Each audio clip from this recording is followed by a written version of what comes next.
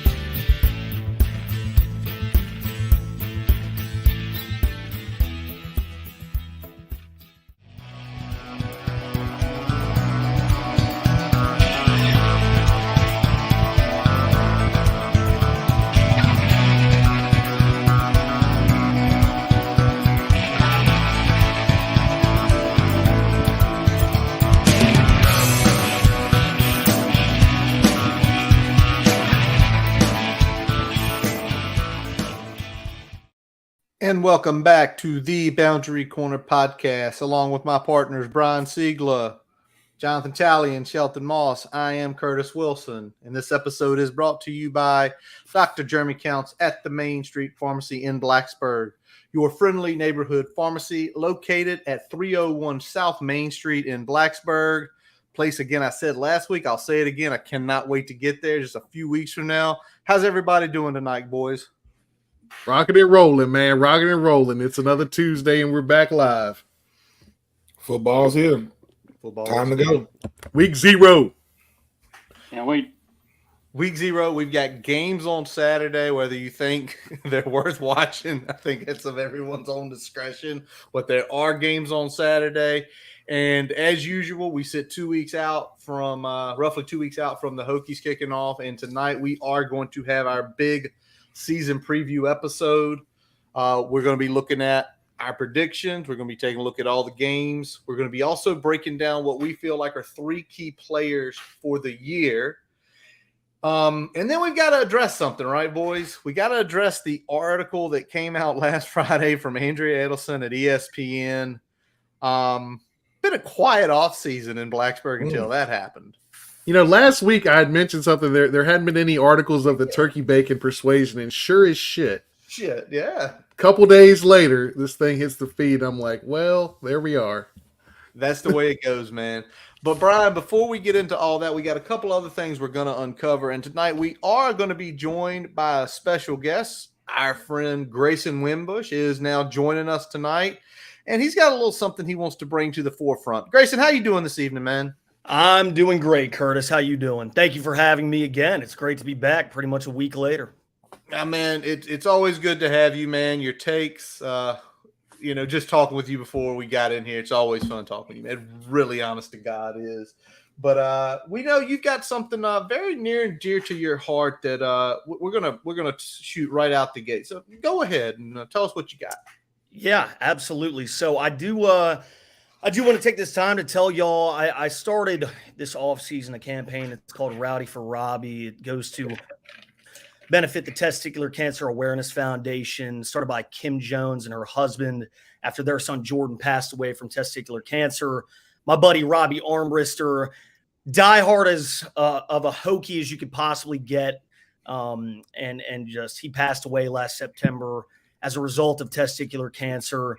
And so I started this to raise awareness, to raise education. The TCAF, they funnel money into areas where they educate men at the college level about the illness. And this fall in lot 1, we're going to be selling these wristbands. Where's my camera? It's over there. It says Rowdy for Robbie. And they're going to be $7, but I made a little video kind of explaining all of this. So Brian, hit it whenever you're ready, man. Thank you.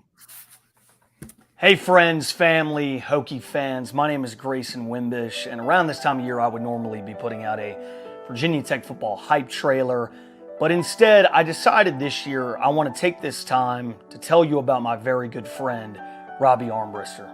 My family met Robbie Armbrister in the fall of 2015 in Lane Stadium in Blacksburg, Virginia, in Section 10 as a part of the 2015 reseeding for the year.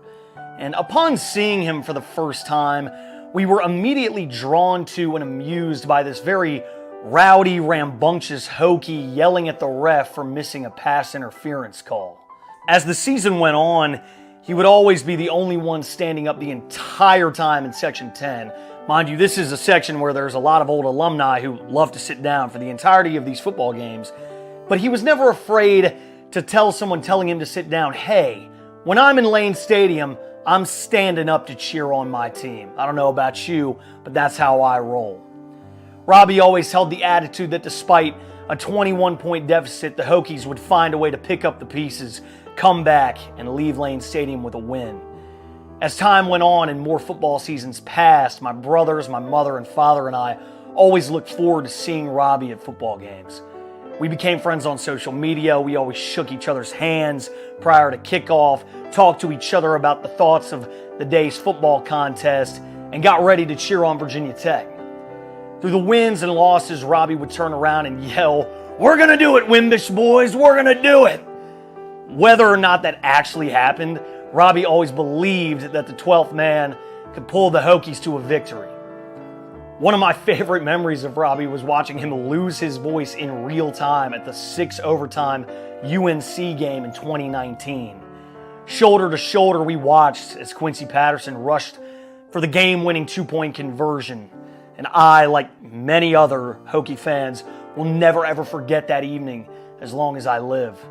Whether it was the Tar Heels of North Carolina, the Miami Hurricanes, or somewhere in between, Robbie Armbrister became a staple piece in my family's game day experience, and I always looked forward to seeing my friend whenever I would come home to Blacksburg from Los Angeles.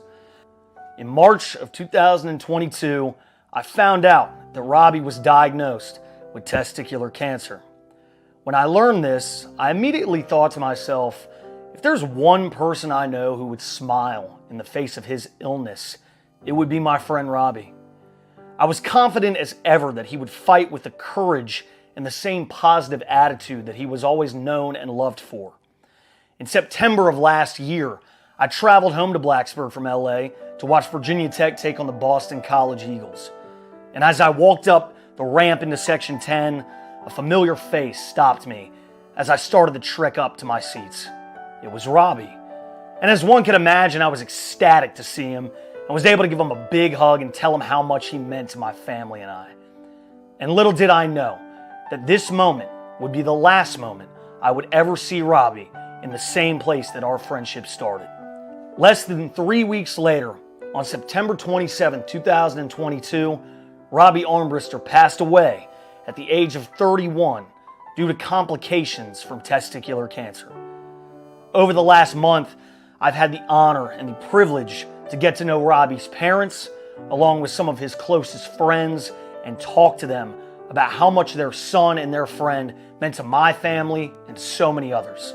With the blessing of Robbie's family, I've decided to start Rowdy for Robbie, a campaign to raise awareness for testicular cancer. This fall, these wristbands will be for sale in Lot 1 on several home game days throughout the season. They're going to be $7 cash or Venmo in honor of Robbie's favorite football player to play at Virginia Tech, Michael Vick, and all the proceeds will go to the Testicular Cancer Awareness Foundation in an effort to educate young men at the collegiate level about the illness. More details will be released on exactly where they're going to be able to be purchased in the coming weeks, So with this in mind, I do want to take this time to turn it over to Robbie's father, Gary Armbrister, who is going to tell you a little bit more about Robbie's Memorial Fund. Thank you, Grayson, and thanks for sponsoring the Rowdy for Robbie campaign benefiting testicular cancer awareness. Our son Robbie became a Hokie at a very young age. He was influenced by his granddad Armbrister, me, an aunt, 2 uncles, his brother, and a first cousin who all attended Virginia Tech. On the Hokie Inner Sandman and Let's Go Hokies scales, Robbie ranked near the top. Anyone seeing and hearing Robbie knew he was a true Hokie. One characteristic prevalent in almost every story was his ability to communicate with absolutely everyone he encountered. Robbie never met a stranger, only made new friends who instantly became part of our family. He wanted to know everyone's story, and in each story he found some commonality that bound that person to him and to his family. Robbie exemplified the quote, "Never look down on someone unless you're helping them up." Through all his pursuits, Robbie was a free spirit, uninhibited and carefree, yet intentional in bringing people together. Through his joyful personality, infectious smile, and endearing laugh.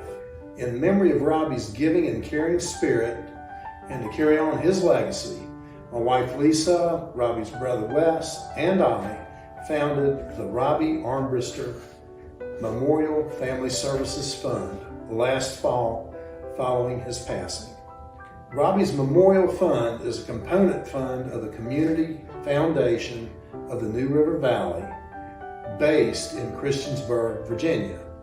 The primary purpose of Robbie's Fund is to support children, youth, young adults, and young families with children under the age of 25 that are in crisis or need a hand up, and are located principally in the Virginia counties of Henry and Wythe, the 2 counties where Robbie spent most of his short life and where he called home.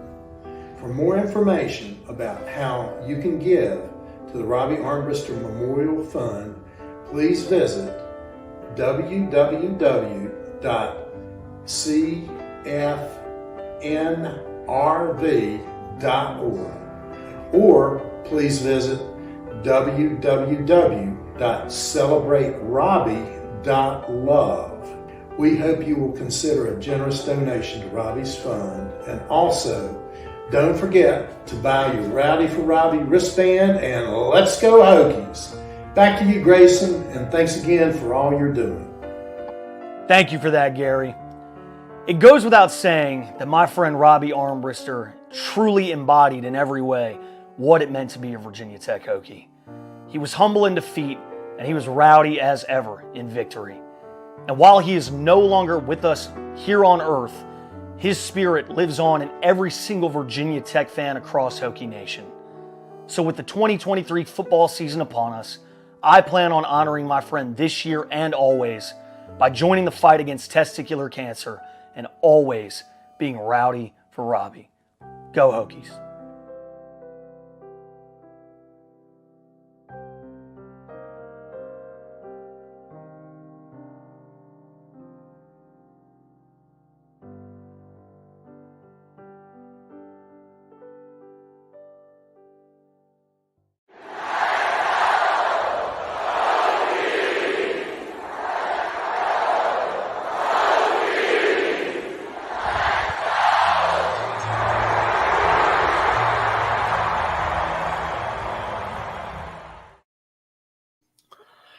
Grayson, what a great tribute, definitely, to Robbie there. Sorry, man. That makes you just think a lot more about everything in your life. So, great tribute.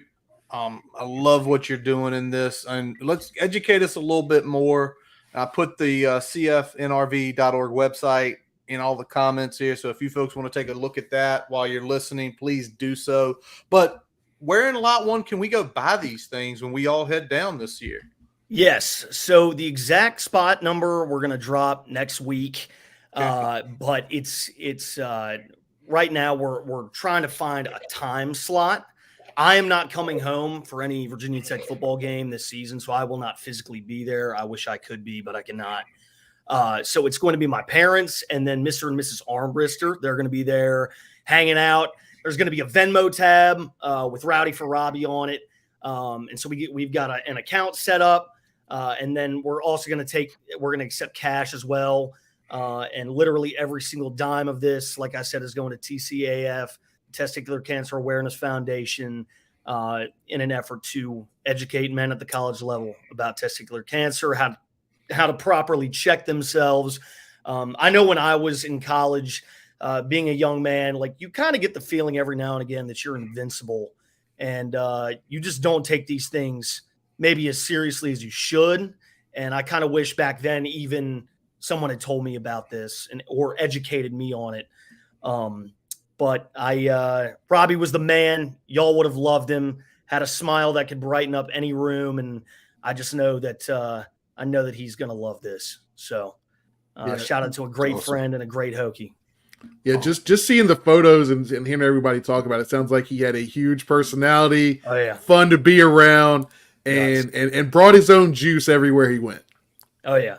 I mean, like, I'll just never, ever forget watching that 6 overtime game. And every time the overtimes would switch back and forth, just hands on his head, like, can't believe we're doing this right now. Can't believe we're doing this right now. It's like, but he would look back up to my family. He's like, we're still here. We're still here. But, and then, like I said in the video, you know, when I got to see him last year at Boston College, I'm glad I was able to have that interaction. I didn't even think he was in town. But I love his folks. His folks are great people. They'll be at a few games this fall. And our goal is to get his picture in the Rowdy for Robbie banner on the Jumbotron at Lane Stadium for a game. We are actively working on that. So if anyone has anyone who might be able to help with that, I'm working to pull some strings, but if anyone knows anyone, see if we can make that happen. So that's awesome. Awesome. I'm sure there's someone out there between all the people you have made friends with over all these years, Grayson, that it will happen. And Grayson, well, I'll ask this before we go to the next thing. Please send us text, DM, whatever, just letting us know where it's going to be week to week. We will make sure every week we will say where that is. I really hope they're at the Purdue game because all four of these guys will walk there. We will find it. We will. I know I'll throw my $7. Oh, yeah. So absolutely. And, yeah, that was like 7.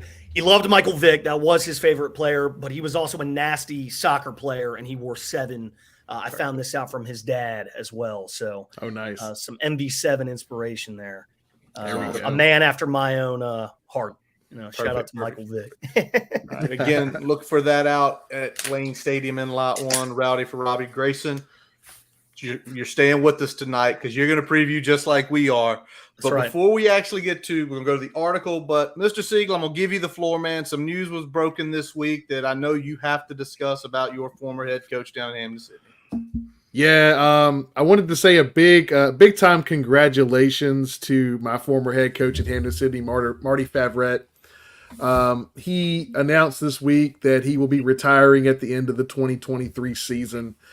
You know, this is a big announcement. He has been there since 1999, 5 ODAC championships in that time, 6 Division III football championship playoff appearances, and 18 of the 23 seasons he's coached so far, he's had a 500 or better record. During my time there, we lost 3 games. This guy is a legend at Hampden-Sydney. It's not really any sort of question about the all-time GOAT in terms of football head coaches at Hampden-Sydney. Marty Favret stands alone. And just want to say congratulations, and we'll definitely be thinking about you this year. And I know right now, you know, thinking about, you know, practice today, he definitely said run it again probably at least 10 times. And he probably said we look like a fucking clown show at another 5 or 6. So I'm excited to see what the what the outcome is going to be for this team in this final season, but congrats, coach, and thank you for everything. Very well said. Very well said, Siegel. And something that y'all ever want to pick Siegel's brain when we're down in Blacksburg on football in general, concepts they were running 20 years ago at the D3 level is things that have leaked into D1 level games. I can remember going watching it, and I remember that wasn't what I was seeing on my screen when I went back to Longwood. Like, what is this? 15 years later, it's a commonality place to see some of the stuff y'all were doing back then. And coming from a like a power I formation, straight run and some deep shots in high school, and then going to a pretty innovative offense in college was a big step. But I mean, I loved every second of it, and it took the ODAC 15 to 20 years to catch up to what Marty was doing back in '99 and 2000. So that tells you a whole lot right there. You said Hampton Sydney, right? Yeah. Is it all male college? It is, yeah. Well, hell, he didn't have much to get you motivated. I mean, go win. Go win. We'll let you go talk to the girls. Tally, we need to get you down there on the weekend, and you'll see a little bit of a different situation. Longwood College. That's where all the girls are. Over there. They come in from everywhere. Longwood, they bust them in from Hollins. They bust them in from Sweetbriar. They bust them in from everywhere, man. He went to college in the early 1900s. It wasn't no Tinder and Twitter and all that. It was like, you are here to play football. And if you win, we may let you look at a woman. I will say, when I first got there, we were still doing 3-a-days, man. So it was a full day of football. It was a full day of football. That's awesome, though, man. Congratulations to your coach on a successful career. I'm sure he's touched a lot of young men. Yeah, he's going to get there with his grandkids now and get to spend a lot more time with them going forward. That's awesome. So, all right. Big congrats to him. Well, let's flip it, boys. Let's start talking some Hokie ball. We got a lot of things to cover tonight, but before we start anything off, we've got to talk about the article dropped last Friday, 7 a.m. sharp by Andrea Adelson at ESPN. And I'm going to just open the floor. What shocked y'all? What didn't? Let me lead off here. I wasn't shocked by a lot of what I saw. I'll tell you what I was shocked about. I think some of the details of kind of the bigger parts of the story. So, like, hearing about some of the air conditioning situations that were going on with players that they were getting on campus. Hearing some of the details of the internal kerfluffles between John Boleyn and Justin Fuente. Some of the little angles here or there, and that's what shocked me. Some of the little details, the big picture of what the article said and kind of what was going on. I wasn't really that shocked because, I mean, we've talked about it before in various different venues of it's not just a on the field problem. There's a lot going on off the field from an administrative standpoint, from an organizational standpoint that we need to improve. That's getting held back in some ways. I think we kind of have a good idea of where that may lie at this point. So that's my take. Like I said, I'm not super shocked, but definitely it's good to kind of color in some of the gaps there for sure. I want to tell you the one thing I was like, we had heard so many of these stories. The only thing that kind of shocked me was the whole thing about the equipment.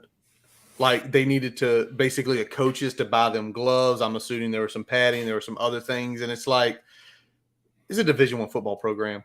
That shit should not be happening. Clearly now things have been self-corrected, things are going in the right direction, but for the longest time, Tally, this before you joined us, we said mom and pop. We were running shit like a mom and pop. And now clearly things have really shifted really in the last probably 3 years more than anything. But that's the one thing that did shock me. Tally, what do you think? Yeah, kind of the same. Like you said, it's you want to be big time football, but you're running it like a mom and pop. I mean, you can't do that, Talking about redoing a locker room and keeping the same weights. Weights weigh the same. All right. Having stuff like that come out is funny to me because I'm a goofball, but it's just like People with money know how to keep their money, I guess. You know what I'm saying? But you got to spend the money. You gotta spend money to make money, essentially. So go ahead. Well, I'm saying Grayson's got that in his tagline there. Oh, wait. I didn't even see that. I just thought that was so funny. Well, yeah, we can talk about that later, I guess. But remember last week, gentlemen, on the preview panel, I gave our offseason an A-. I think it got bumped down to a B+ with this article. Here's my thing. I don't think anything like this article surprises me anymore. But in case, maybe the only thing that does is just the timing of it. Like, everything was going so great, and then all of a sudden it's bomb. Like, just the article comes out of nowhere. So I try and not waste too much headspace thinking about it, or the former regime, especially. They're gone. We've torn them up, down, sideways, across the board. And Coach Pry's the guy now. So Hokies should be focused on that. There you go. Sheldon, what you got? Yeah, a few things to say about this. First of all, I was not shocked at anything in the article, mainly because I had talked to a lot of people that confirmed pretty much everything that was said in there. To reiterate the point about VT being run like a mom and pop show, a few things. We were the last program in America, the last Power 5 football program to have a huddle account. For perspective, that is like a baseball team not having a radar gun to evaluate pitchers. In 2019, we had 2 full-time recruiting staffers. By some metrics, our support staff was the worst in the Power 5, even worse than UVA. Before the dining hall was open, the nutrition center in 2021, I believe, our players are mainly fed fast food catering after practice. So that included Jimmy John subs, Domino's Pizza. I know someone who had to go buy Khalil Herbert cookout every single week because he was not getting enough food. So that kind of contextualizes, what we were dealing with back during the 2010s. Obviously, Fuente failed for a variety of reasons, which we have discussed ad nauseum. But I do think this article is very important in contextualizing, why Virginia Tech struggled and the lack of emphasis on those sort of ancillary functions that go into having a successful Power 5 football program. As far as why the article was released this week, Andrea Adelson said in a tweet that she spent 20 months writing it because she wanted to interview as many people as possible and be as thorough as possible. In my opinion, that's good journalism. I know that the timing is a little bit awkward, but I can understand from her perspective why she felt the need to make sure that everything was properly vetted and as accurate as possible. So that's that. Obviously, we've moved on. I think we're in a much better spot now. But I do think it was a very necessary article so that people could see the truth about what the Virginia Tech football program was dealing with. Yeah, great point, Shelton. Thank you for bringing all that up. And obviously, Shelton being down there plugged in even more so to the situation. The other things that came out was the stuff about John Boleyn, who's currently part of the administrative staff. Nothing really shocked me there either, because it's when a guy has been in a position that long, you can see struggles like that happen. You can see a new coach coming in and, I'm going to do it this way. Well, I want to do it this way. And there's going to be butting of heads. Anyone that ever has worked in a corporate structure or in any sort of management or with any sort of thing like that, that happens. I guarantee you all 5 of us in our different career paths has seen that happen. So there were some bombshells. And, the one thing that still catch me, and I've got the article up here and I'm looking at it, it was they always would ask how Frank would want to do things. But they never asked it, how would Justin want to do things? And I feel like that is something that I don't think happens anymore, because I got a feeling in that building right now, hey, we're about to do this with the logo. What's Coach Pry think about it? Y'all better go down to that office and tell him what you're about to do, because I don't think that shit flies anymore. Yeah, and always hard to be the man after the man. Mm-hmm. Yeah, it's hard to be the man after the man. And I'll say this, I think Pry came in and he not only brought in guys that could help him on the recruiting front to build that recruiting roster up. But the other thing he did, he put guys like Mike Hazel and Mike Villagrana between him and some of the administration. So he's got guys that are sounding boards on various football related topics that he trusts, that trust him, that are a buffer between him and maybe in this case a John Boleyn, to kind of keep the program running in the direction that I think he wants to steer it. That's kind of the thing that I think didn't happen, is that, we know that Belen was very trusted when Frank was coaching. And we know that he got put in a position very close to Justin Fuente during the transition. And it seems like everything that Beamer did was the 100% right way. And if it wasn't that, there was going to be some sandbagging.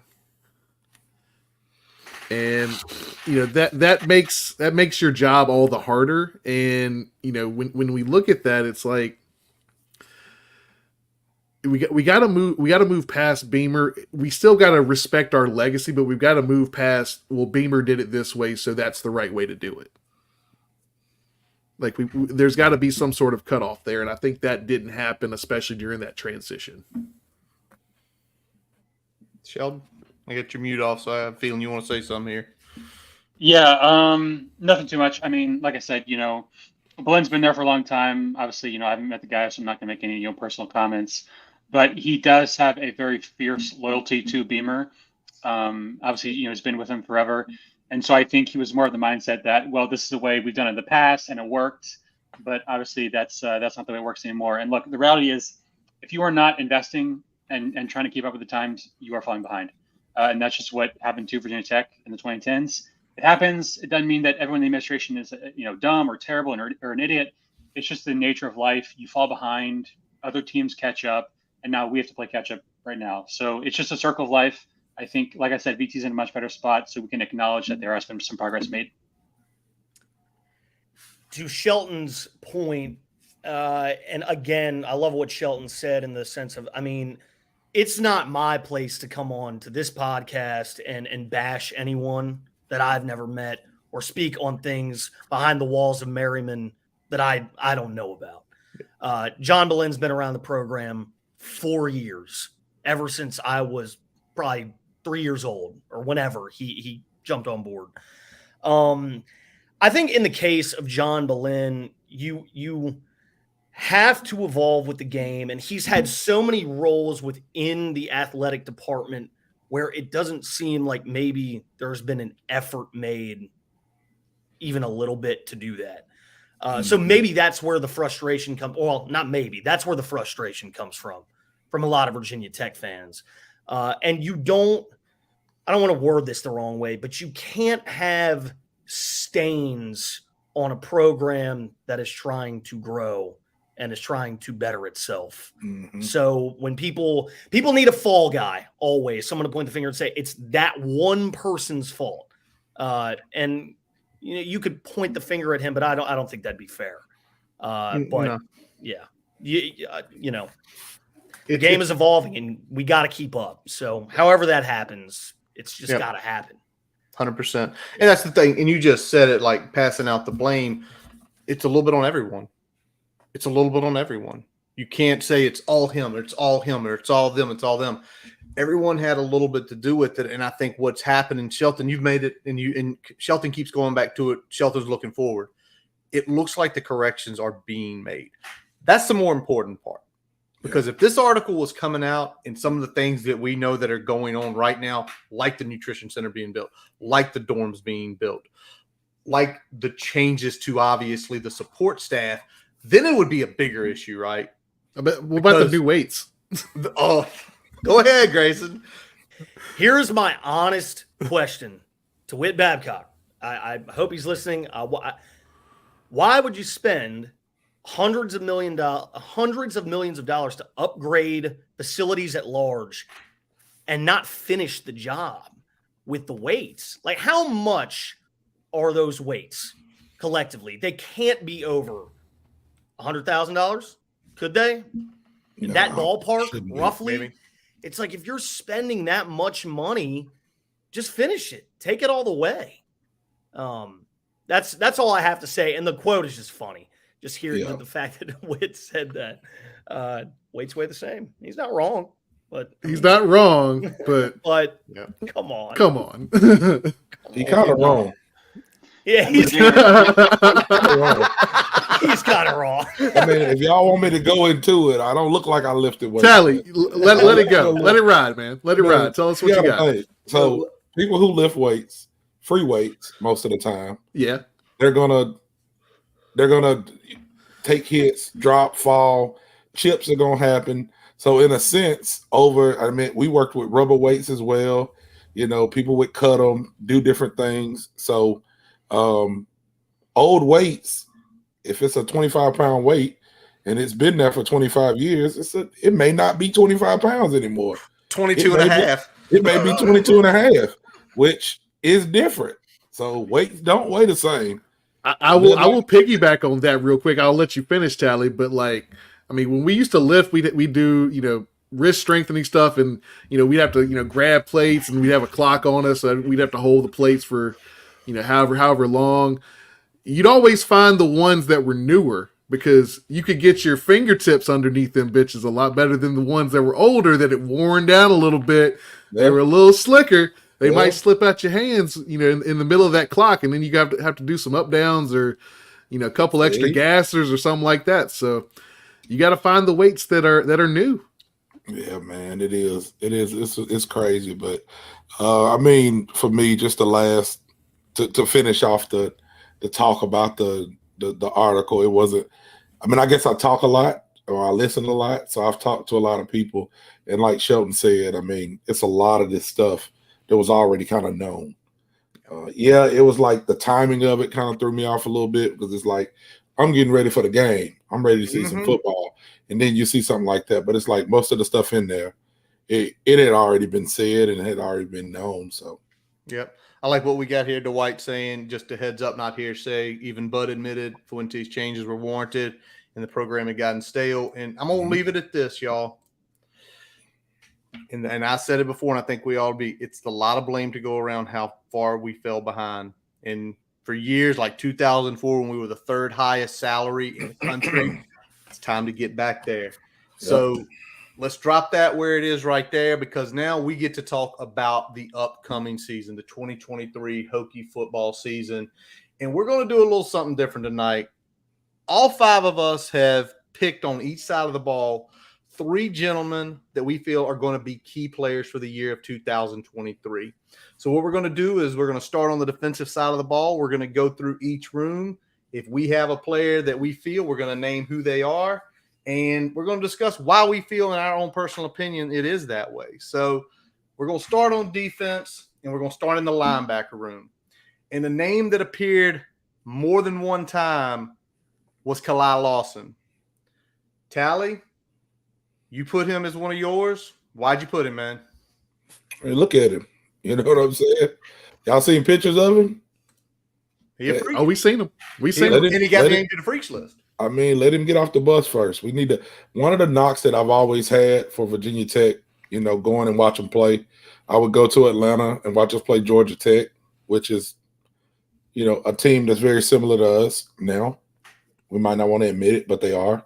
We were always so much smaller than everybody that I went and watched us play. Sometimes we had some heart and we played hard, but like just physically, Tremaine Edmonds he looked totally different than anybody else on the field. I get it. He is a freak too.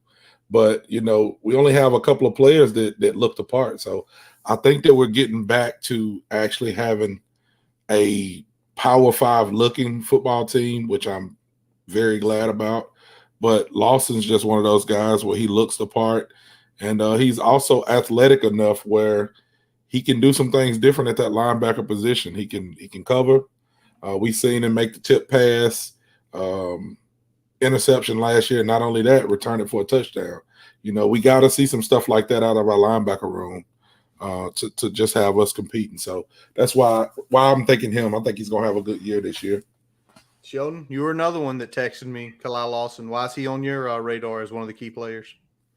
Yeah, like Tyler said, he's just a physical freak. It kind of reminds me, I know it's a different position, but Divine Diablo back a few years ago at safety, people would always say, man, that dude is a specimen. I would say the same about Kali Lawson, just long athletic, long arms. That's exactly what you want. I know, for him, obviously he's got a lot of work to do. The grades last season were, left a lot to be desired, but he's still learning. I think for me, he's got the highest ceiling by far in this linebacker room because of his physical attributes. So I'm really excited to see how he develops. Yep. This was one of mine as well, folks, was Kyle Lawson. And I kind of look back.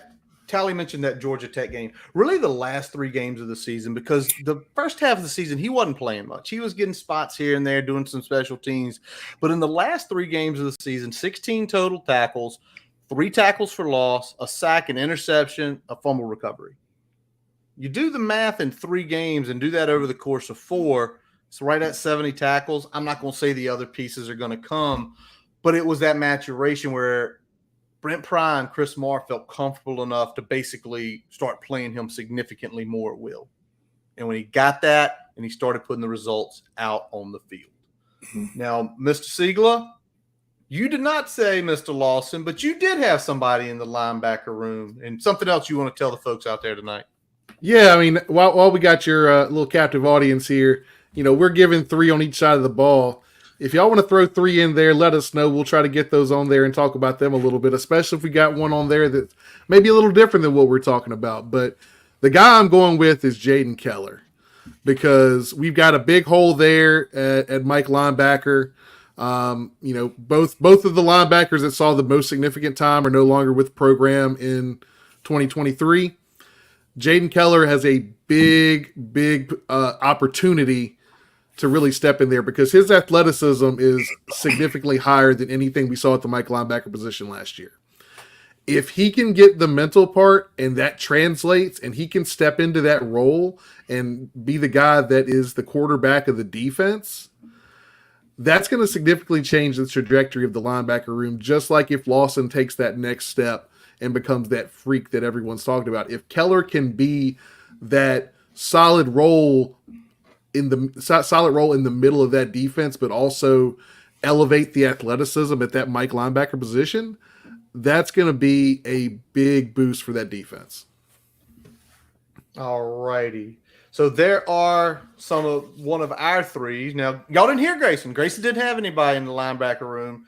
And I think you're going to see why in the next room, because we're moving over to the defensive line. And the big vote getter here was Antoine Powell-Ryland. Brian, I'll let you lead off on this one, man. I know I just asked you to talk, but he was your second of 3.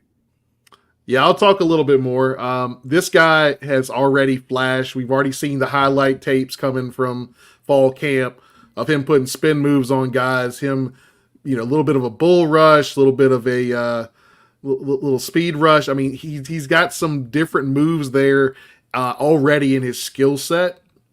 And he's a big guy coming in. He's already ready to kind of play against the ACC competition. He fared well against SEC competition.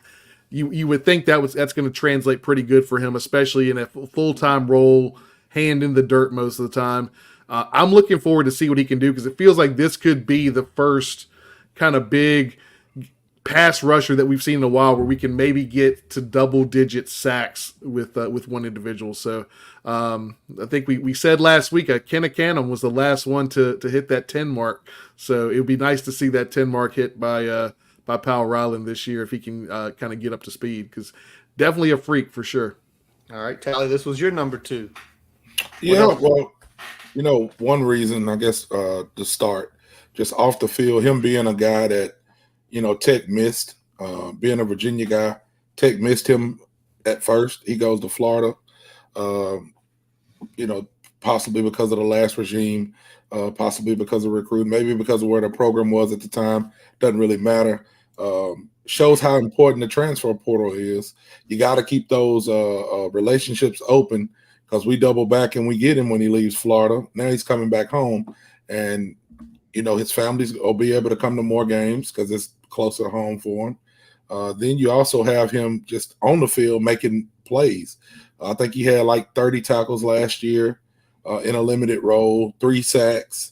It's been a long time since we've had just a defensive end that offenses had to prepare for, And when I say prepare for, you got to run some double teams. You got to put a tight end in the box. You got to have a running back there. Like when you have a defensive end that can create havoc and do some things like that, it frees other people up. It frees your linebackers up. It frees your other defensive end up. So we need the person on the other side to step up. But it all starts with what he can do. And I think that with him coming in and having a bigger role for us, I think he's going to have a good year, and it's going to, like I said, free up a lot of things for us, as well as that DB room. All right, Grayson, this was your first to 3. Yep. Mr. APR. I think he's going to have a great year, Tally. 6'3", 242 pounds, product of Indian River High School. Many Hokies will remember Devin Hunter actually went to Indian River High School in Portsmouth, Virginia. Used to be at Florida. And everything that I've seen, all the tape I've seen from practice, the small amount that does exist on APR, I mean, it's really hard to not get excited about this kid. He's only a junior at Virginia Tech, so he's got a couple of years of eligibility left. And I'm just ready to have playmakers at a lot of positions on our defense. And we got them. We got a lot of young guys, which is very, very exciting as well. So really, really fired up about APR. Welcome to Blacksburg. Let's do some damage. Welcome to Blacksburg, Indian River. You mentioned Devin there. Don't forget Brandon Orris High School as well, way back in the day. All right, let me flip over to Shelton, because Shelton, we stand on the defensive line, but you are moving inside for your next guy. Yes, that's right. So I went with Mario Kendricks, interior lineman. I just felt like he was really productive most of the last season.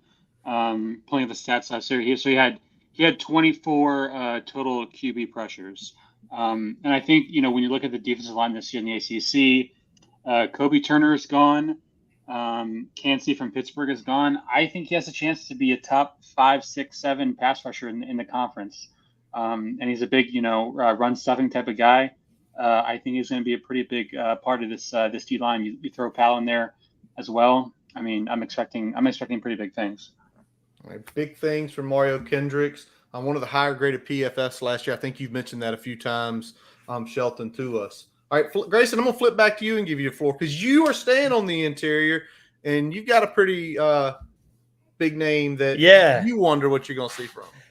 Well, there's not a lot of, numbers on this young man, but Gunnar Givens, I am ecstatic to see him contribute to this defense this season. Gunnar Givens, 6'5", 287 pounds, product of Lord Botetourt High School down there in Roanoke, Salem, the surrounding areas.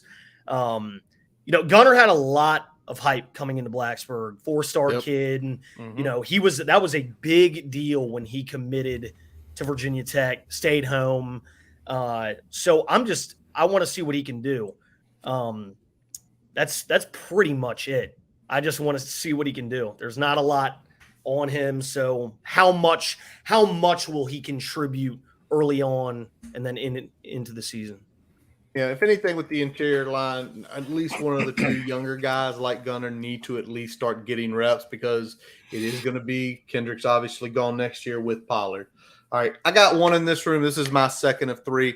And I'm going to go on the other side of the defensive line, and I'm going to go Cole Nelson. Cole Nelson, obviously 3-star out of Georgia, 6'3", about 248 pounds. He's gained some weight since he's been here. We saw him play last year.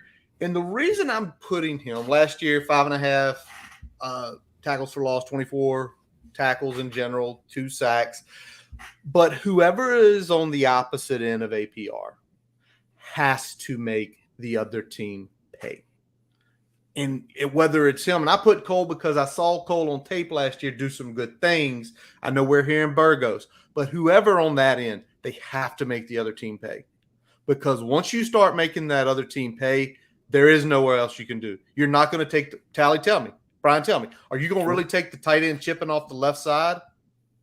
Right. Yeah, I mean, you can't max protect. You can't max protect every pass play. You're not chipping with the tight end and chipping with a running back. You're eventually going to have to figure something else out. So that's why I say Cole, because I think we've seen the most. And then it goes back to Shelton's point too with Kendricks and Grayson, your guy Gunnar. If outside pressure is happening, everything's going to open up. Yep. Everything's going to open up for this defense. Yep. All right. When you talk about what we're talking about with defensive linemen, it takes us to our next group. Even if you're not getting sacks, even if you're not getting home, if you're there with your hands up or you're causing pressure on the quarterback, guess who that helps? That helps your defense. That helps your secondary. So go ahead. I know we're going to that next.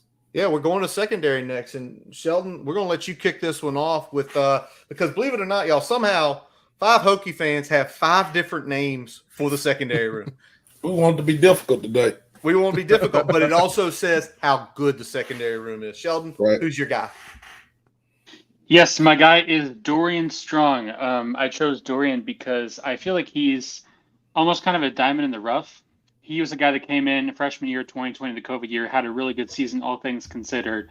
Regressed a little bit in 2021. Obviously, last year was injured for the majority of the year. He did play well while he was playing. But I feel like, whenever you have a guy come in and play well as a freshman, it's kind of like, okay, this guy's a star. With Dorian, he just hasn't really had that opportunity to show it because of his injuries and regression. I really think he has a chance for a breakout year. He's also playing opposite Mansour Delane, who is obviously a stud, as we have previously noted. Virginia Tech's coverage was fantastic last year. I believe they finished 11th best nationally in passing success rate allowed, and that was largely because of their cornerbacks. So you put Mansour Delane in there with Keontae Jenkins. I think Dorian Strong is going to have a bounce back year. I think he's going to have a really, really good season. That sounds good. Tally, you stayed at corner, man. Yeah, well, I wanted to pick Dorian Strong, but I can't get past his jersey number. That 44 is still killing me. I can never pick a person with that. Dorian, hey, man, you need a different number. I think get you some single digits. You need to get a single digit number or something. But anyway, so for me, it was Canteen because, of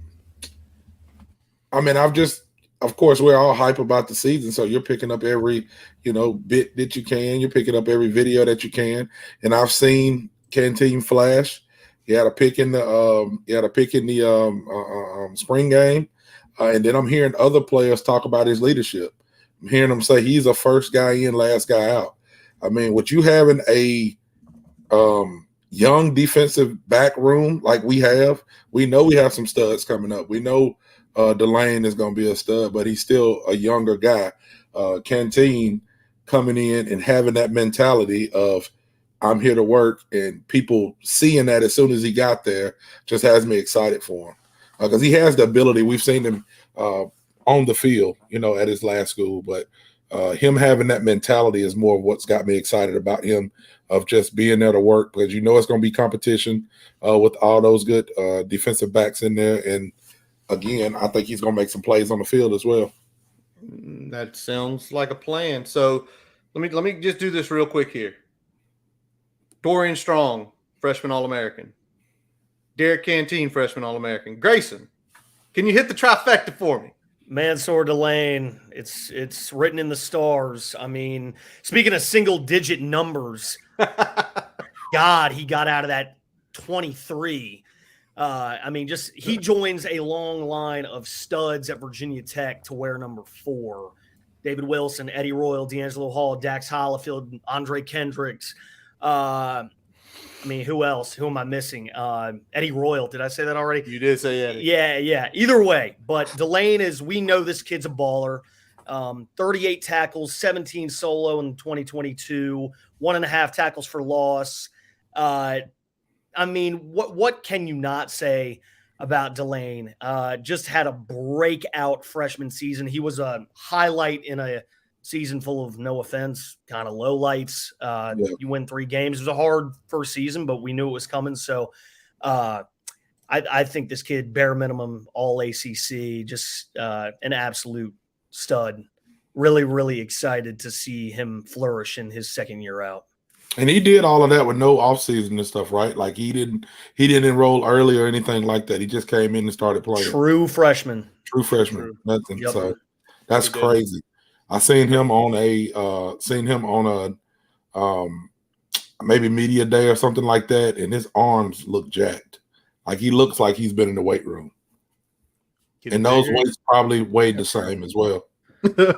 Those weights were the new weights that were bought. Okay. They were the new. So they weigh a little bit more, but they've got the grip. right amount. All right, Siegler, me and you, we're moving to the back end because I said we all had 5 different ones. Siegler, who's your guy on the back end? Man, I went a little sideways on this one, but I got some reasons here. So I went Jalen Jones. He's switching sides of the ball.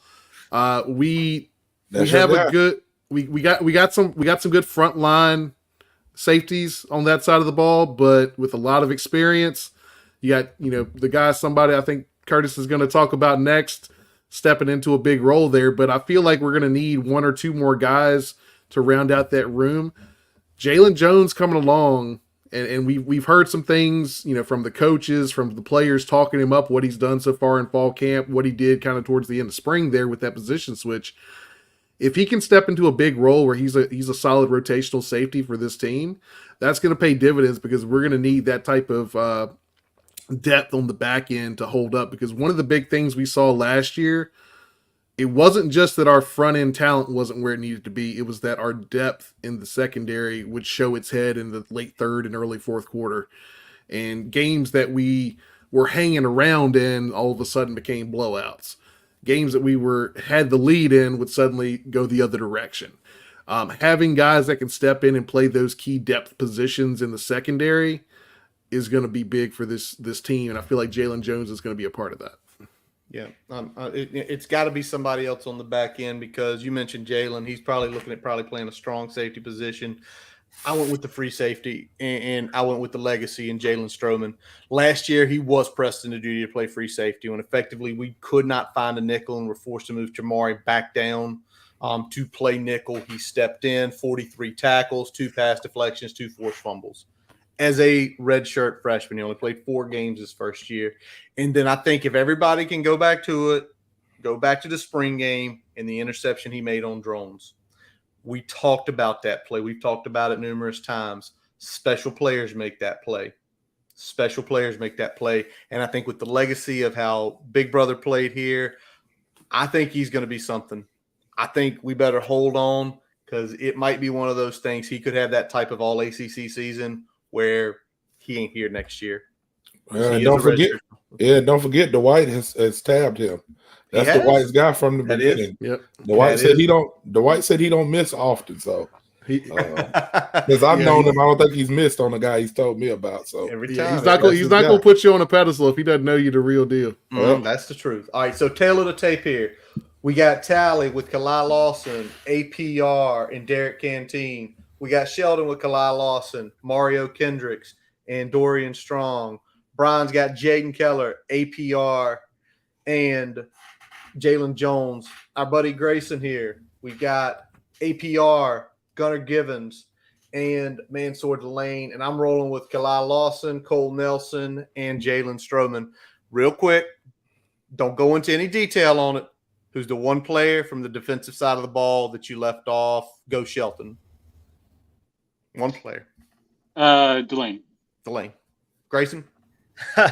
Can we say repeats? I mean, or does it matter? No. Who was your fourth guy? Who was right there, but you didn't put him in? Definitely Lawson. Yeah. Okay. All right. Tally? I'd say Pollard. Okay, that's a different one. Brian? Lawson. I think the linebackers are going to be the thing that makes the difference this year. I think the D-line is going to step up. That's going to help the secondary. The difference is going to be in the linebacker room. If they can make significant jumps, we're going to be a good team. Yeah, and I'm with you on that. Mine on the cutting room floor was Keller. Like it was Keller because like what Brian made. Because if Keller takes a step, I'm reliving 2007 again, baby. Vince Hall and Xavier TV. If those two guys pop. All right, let's flip over to the offensive side of the room here. And again, we're going to do the same way. We'll start out here with the wide receiver room and someone who got 2 votes, Jalen Lane. And Brian, you were one of the first ones. Why do you think Jalen? I think Jalen, I mean, we said it on the panel last week. He was kind of my big guy to keep an eye on. And he remains that for me because I feel like Ollie Jennings is going to cook outside, but looking at last year's offense, what was missing significantly was short and intermediate passes, especially between the numbers and between the hashes.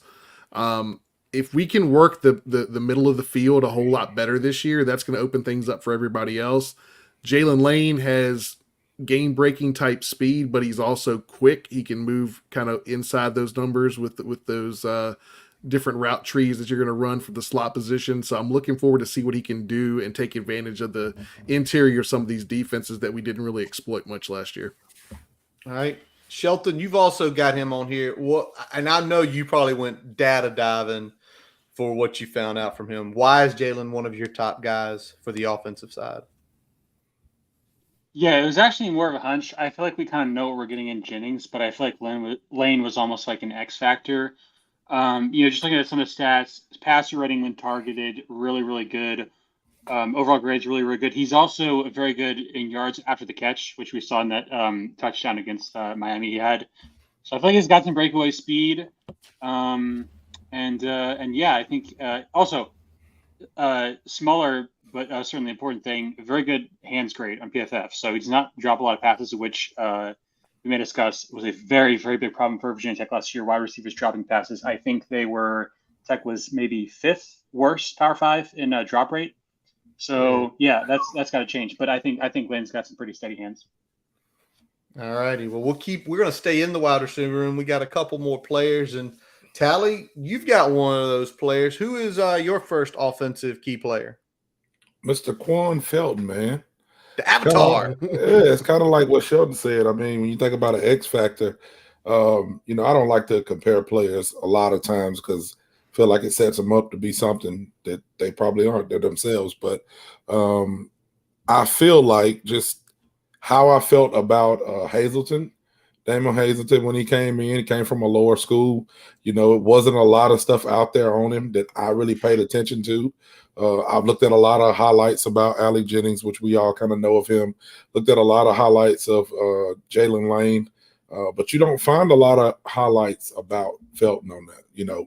I've seen some, but there's not a whole bunch of them out there on him. He came from a smaller school, but he just has that look to him, man. He looks like he is just, kind of different. It looks like he's prepared to do some things. And I mean, he's 6'5", 205 pounds, 210 pounds. I seen him catch a ball in the spring game, and whoever came downhill and popped him laid a good lick on him, and he fell forward 5 yards. I mean, if you can get a wide receiver that catches the ball for 5 yards and falls forward for 5 yards, that's 10 yards. So we do need those possession type receivers.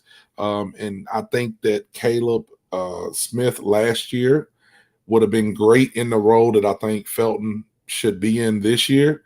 But we had him being Mr. Everything at wide receiver because we had nobody else to stretch the field or catch the ball. So Felton is my guy, man. Go watch. If y'all haven't, go watch him. Go watch him. Probably one of the only times you'll see him speak to the media, and he looks like he is crazy as can be, which is in a good way, not in a bad way. Like, he has no nonsense. It's like that man don't want to smile. He just want to play. He just wants to play. Grayson, you also picked one in the wide receiver room, and who's your guy? Yes, Mr. Ollie Jennings, probably one of the most hyped ACC receivers going into the 2023 football season. Transferred from Old Dominion University, who ironically we opened the season against in Lane Stadium, 8 p.m. Eastern, but who's counting? He was all Sun Belt first team. He led the Monarchs last season with 54 receptions for 959 yards and 9 touchdowns. He's a hell of a receiver, and it will be very interesting to see how he fits into Coach Bowen's scheme.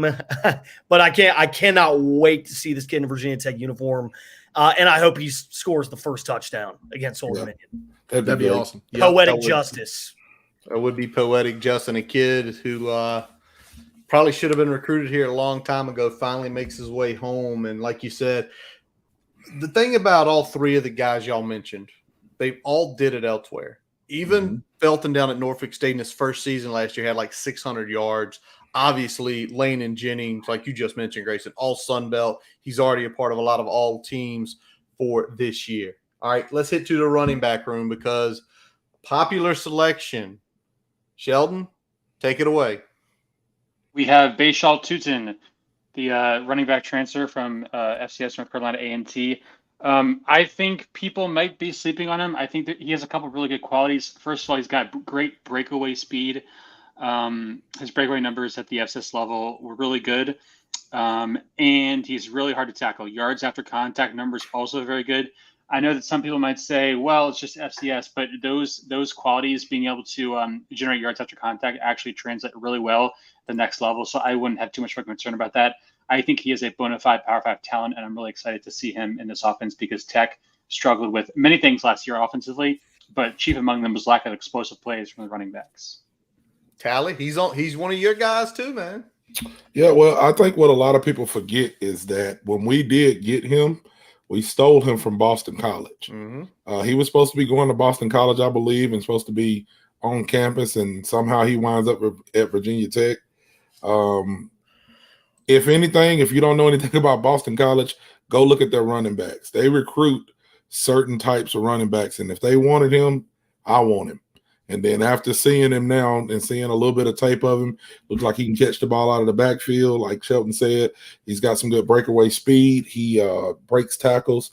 He just looks like a complete running back, and I think that's going to be good for us to have, some different types of backs instead of having 14 backs that all maybe done one thing. I think now we have 3 to 4 running backs that kind of all feed off each other. One's good at catching, one's more of a power back. One's more of a blocking back. So I feel like our running back room has come a long way, and I'm going to be excited to watch them this year. Mr. Siegler, one of yours as well. Yeah, I'll round it out here. And Tally said it, the all-around back. I think we really haven't had one of those, since Herbert stepped away. And Tootin may be a little bit better in the passing game than Herbert was during his time in Blacksburg. Don't think he's quite the home run specimen that Herbert was or turned out to be once he was on campus in Blacksburg. But I like the variety of things he does well. So when we talk about being able to break tackles, being able to have some breakaway speed to finish out those long runs, to turn those long runs into touchdowns. That's not something we've seen the last couple of years. So I'm excited to have that attribute back in the backfield again. And especially with him kind of being 1A, 1B in the backfield there with Thomas, I feel like that's a really good 1-2 punch. They both complement each other well, but also when one comes off, you're not necessarily missing a huge piece of a running back skill set either. They more or less have similar attributes. I think with Tootin being probably a little bit better in terms of catching out of the backfield. Yep, and that's the truth about Tootin being the better catcher out of the backfield. But my guy here was Malachi Thomas, and it was more for the reason of Malachi has been pretty much banged up in his career at numerous points in time, but when he's on the field, he makes an impact. The 3 games he played last year, he only played 3 games, y'all. 237 yards from scrimmage, 2 touchdowns. He was right under 5 yards a carry. His freshman year, he was right at 5 yards a carry with only really 95 plays. So, like you just mentioned, it's having the 1A and 1B. And now if Tootin is the starter, which I'm going to presume that's the case, when you take him off, you have someone – think about it. We're going to put Malachi on the field. Go back to the Orr and Humes days. Orr came off, Humes came in. You know you were still going to get production, right? It wasn't a fall off. It wasn't a fall off. And I don't feel like we've had that. I mean, I feel like it's been 12 years. Seriously. I feel like we haven't had where we can take one guy off and immediately say, this guy's going to continue to produce. So I think it's very important Malachi Thomas produces and hopefully stays healthy, having a partner like Bashil Tootin. All righty, let's move over to the offensive line. And Shelton, me and you agreed on the next guy, and that's going to be Parker Clements. What you got on him? Yeah, so Parker was a guy that really kind of fell off a cliff last year. Again, like Caden Moore, a very good freshman season in 2021, but imploded last year. We didn't know it at the time, but he was recovering from off-season surgery, so that was a main part of it, as well as not being exactly the right fit for the scheme. But for me, the reason I chose Parker was mainly because I think he is the biggest bounce back candidate on the team, just because we know his potential, which we saw in 21 as a freshman. The fact that now he's a junior, he's fully healthy, he's had a full off season in this offense. I think he's going to be a huge piece of rebuilding this offensive line. And obviously playing the right tackle position, that's a spot where obviously you need your big guys to perform. So I'm really looking forward to see him have a bounce back here. Yeah, and like I said, I'm with you on this one, and it was because of that. Because what we saw in his redshirt freshman year, we saw really good things. And then what happened last year? I mean, we criticized on this program, but when you come to find out, he basically could not lift his right arm up, his right arm, right, to block. It's like, well, obviously, if you're an offensive lineman, you don't have the full use of your arm, you're going to be significantly worse. And just the way, his interview looks like he is one of the better leaders on the offensive line. He looks solid in the spring game, and that's what we want. We need a steady Eddie over at right tackle to make some moves, to open some holes up. So that's why I think Parker Clemens, and the fact that, like you just said, he is the bounce back candidate. Now, Grayson, you're moving to the middle of the line, right? That's right. That's exactly right. I'm going Caden Moore here. The center play in Blacksburg, it's been inconsistent, I guess you could say, probably over the last 10 years. We've seen a lot of snaps go really high, go over the quarterback's head. We saw it a few times last season. So just being able to properly snap the ball, I think, is paramount. And now Caden, he's an upperclassman. He's got a lot of experience under his belt. He made 11 starts at right guard last season. It'll be interesting to see, I guess, how he adjusts. But the center play has to be A1 in 2023. Just an instrumental part of our offense. Can't have any high snaps. So probably the most, outside of the left tackle, the most important offensive lineman on the field. Well, that's funny you should mention left tackle because, Brian? Yeah, my guy's going to be Xavier Chaplin. He's going to be – it's such a big role, the left tackle. So him filling in, being able to protect the quarterback's blind side in this case, being able to move some bodies on the offensive line, being able to create some holes, create some rush lanes for the running backs. He's still a young guy, so – having a young guy step into this role is always some, there's some hesitation there, right? So he's going to be key to me because if he can step in there and take over that role and perform well, that's going to raise the bar across the offensive line.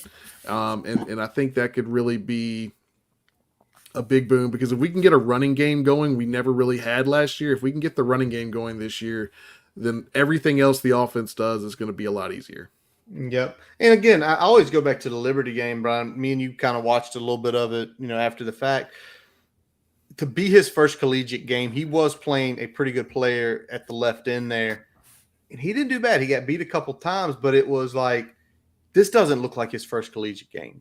This really looked like a guy who was coming off an injury and had some rust to knock off. Because there were a couple times he got a hold of people and he just manhandled them because he is a big guy. All right. Last room of the offense, and it's not the tight end room, it's the quarterback room. And myself, Grayson, and Tally, we all are saying Kyron Drones is one of the key players here. Tally, I'm going to let you lead it off. Grayson, you bet second on this one. Go ahead, Tally.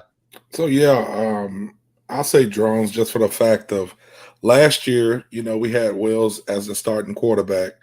And no matter what happened, there was no pressure on him that he was coming out of the game. You had nobody backing him up to put any pressure on him. The coaches didn't even look like they wanted to put pressure on him. So if Wells is the starter, I know we're going to announce soon if Wells is the starter. I feel like he's probably been pushed in the offseason a little bit more than he has been in any other offseason.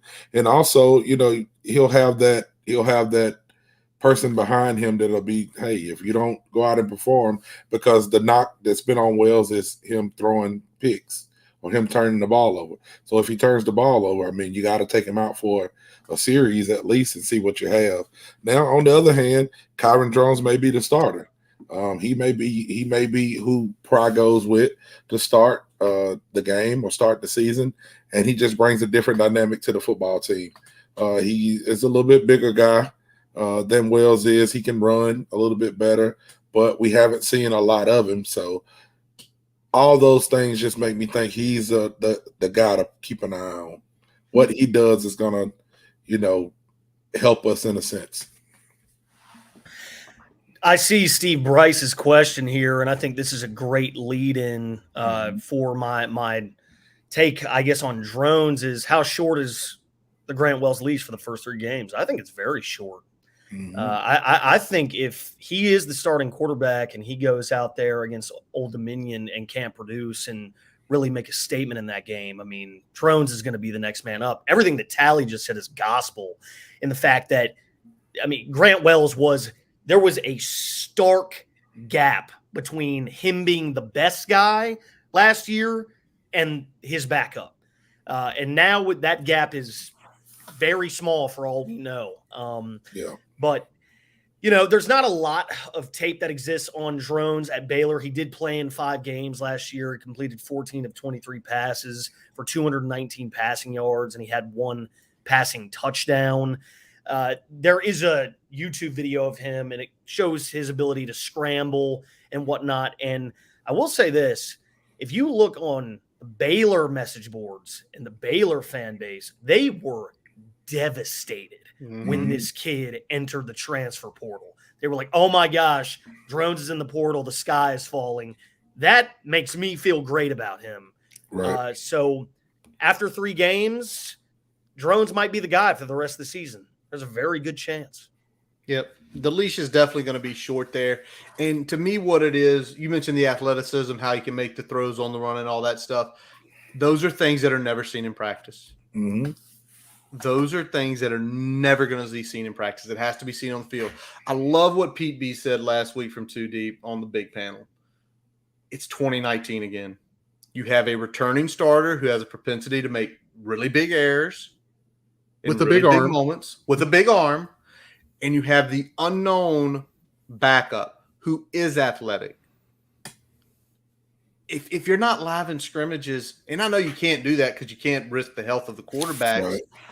You have to turn them loose in game. And the question is, you made a good point there, Grayson, about ODU. If he doesn't light it up, but let's say we're up 21, 24, 3, and he's not lighting it up. It's more Tuden and Malachi, and the defense is just crushing. Why not turn him loose? And then if he goes out there and absolutely performs to a much higher level, you might not even be week 2. We might be seeing Drones start there. All right, so tail of the tape real quick for the offensive side of the ball. Brian went Jalen Lane. Brian went Behel Tuten. Brian went Xavier Moore. Shelton's on with Lane, Tuten, and Parker Clements. Tally, Quan Felton, Michelle Tuten, and Kyron Drones. Grayson Ollie Jennings. Caden Moore, the center, and Kyron Drones and myself. Kyron Drones, Parker Clements, and Malik Thomas. I'll do it just like I did last time. Who's your one on the cutting room floor, Brian Siegler? My one on the cutting room floor. You know I got to do it too. Daquan Wright. Yes, I need you to go. All right, Daquan Wright. Tally, who's yours? So I guess that's tough, man, because we got so much going around. But I'd probably say I don't have a certain person, but the 4th wide receiver. Whoever that 4th wide receiver is. We've heard about Aiden Green. We've heard Gosnell. We've heard, well, of course, Gosnell, but the small kid, Turner Bradshaw. Bradshaw. Yeah. XTB. Tucker Holloway. We've heard about all these wide receivers that last year in Lofton. What is he going to do? So we know kind of what we have in some of the wide receivers, but how are those guys pushing for playing time going to come in and perform? So short answer is the 4th wide receiver. 4th wide receiver, Grayson. Bryce Duke. All right. BDB. Yep. Sheldon. I'll go Caden Moore. I think playing that center spot is going to be a big role. All right. My sort of one I left on the cutting room floor is going to be Benji Gosnell. Benji Gosnell was an elite tight end talent. And, you got Gallo, kind of the entrenched starter. Steady Eddie, Doesn't do anything great, doesn't do anything bad. You got Wright, the Joker. But Gosnell has that ability. You look at Gallo and you look at Benji Gosnell's size. Gosnell has the chance to be on the field every single play because he's athletic, he can block, he's big. So they're mine. All righty. That was the first half. Before we go to our break here from our digital partners and Mainstream Pharmacy, we're going to let y'all know what we're doing next. We are going to be doing season predictions, breaking it down 4 games at a time. So, Brian, press the break. I can probably save you a lot of money, and I can take a lot better care of you. That's pretty much it. My name is Jeremy Counts, and I'm a pharmacist. I own and operate Main Street Pharmacy here in downtown Blacksburg. My brother's a pharmacist, I'm a pharmacist, my uncle's a pharmacist, my dad's a pharmacist. I remember he would give me M&Ms to count in little pill counters. This is just something I've always done, and I'm just lucky that what I know so well is something that I can do and feel good about it and give back to people. Pharmacies are your frontline defense. Pharmacy's job is to make sure you're getting optimal care for the lowest price possible. Also, we take the pressure off of emergency rooms. I'll tell people immediately when they need to go to the doctor, or I'll tell them if they just need a cream over the counter. If there's something that isn't commercially available, if it's something that's not available in a certain strength or a certain form or anything like that, we'll make it. Tailor-made medications. Some of those options save people a lot of money. What motivates me? I get to take care of people and live in Blacksburg. That's all I need. As we take a quick break, we'd like to tell you about getting your free website report from our digital partner, Grassroots Digital Marketing Studio. They'll tell you how your website ranks on Google, on-site SEO, and social media. No commitment to buy anything. You can get your free report by visiting grassrootsdigitalstudio.com/free-website-report. Now back to the episode. All righty. So now, boys, we got to lay our money on the line here about what we think the Hokies season record will be. Now, here's our caveat. The caveat is the new pieces gel quick and nobody majorly gets hurt or maybe significant numerous injuries. So let's start the first 4 games of the season. They're Old Dominion, Purdue, Rutgers, and Marshall. Shelton, out of the gate, how are we starting? They'll start 2-2. I think ODU's a win. I think Purdue is a win by the skin of our teeth. Rutgers is a loss. I feel like that's going to be a weird game playing up in that stadium with not a lot of fans. Well, I know there'll a lot of be maroon and orange fans, that's for sure. And then Marshall. The weird thing about the Marshall game is like we are 60-40 underdogs. So it's hard for me to kind of process that. Like if we lose that game, like people think it's some shock, but like we'd be favored to lose. So I don't know. But I think we'll probably lose Marshall and start 2-2. We'll bump in the road there, but that's how I see it. All righty. Brian, what do you see? I'm going 3-1 here. I'm going to take Dubs to open the season at home. I think we're going to get a weird loss up in Piscataway, New Jersey to the Rutgers Scarlet Knights. Their defense kind of keeps us a little bit in check there, and it gets a little awkward. I think we pull a little bit of an upset in Marshall. I think that's going to be a big statement game, as weird as that sounds, going on the road and taking care of Marshall. That's a solid program out there. You're playing at their place. If you can pull that one out, that's a pretty solid win. So I think we pull that one out and wrap up that first 4 3-1. All right, he's going 3-1. Tally? Yep, I got my schedule with my little notches on it here. You know how everybody makes those, and I've had it at 3-1 for a while. So Old Dominion a win, Purdue a win, Rutgers a loss, and Marshall a win.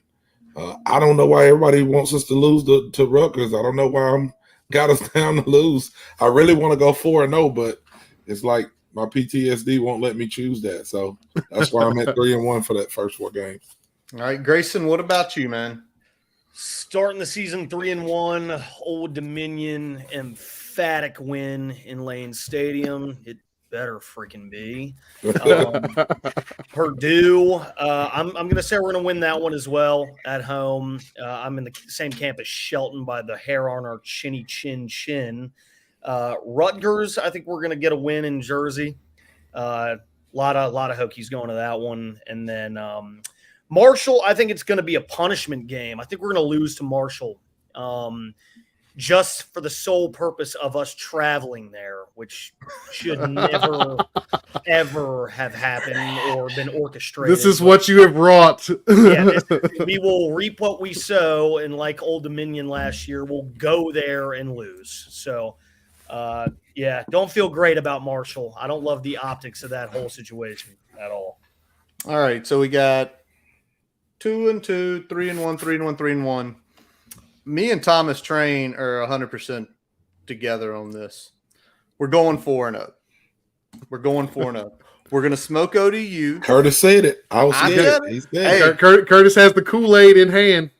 No, I got the maroon and orange glasses and hat on tonight. 4-0. And here's why. ODU, I do think we smoked them. They are a shitty team. We're going to – so shitty that next week I can't even really get a preview together because they are that bad. I can't find anything written. I can't find data on them. If anybody has any, please email me. I think Purdue, the rebuild, especially along their defensive line, is huge. They are losing 4 key players, not coming back, a turnover to a new style of offense and a new quarterback there. And then Rutgers is – I go to Brett's preview. Rutgers is below us on Brett's preview. Got to bet that. And here's the thing. Everybody's scared of Marshall. They were 9-4 last year. Man, they're doing all this big stuff. I have a question. Where's their 1,500-yard rusher right now? Anybody know where he is? No. Khalil Lever got cut by the San Francisco 49ers just earlier this week.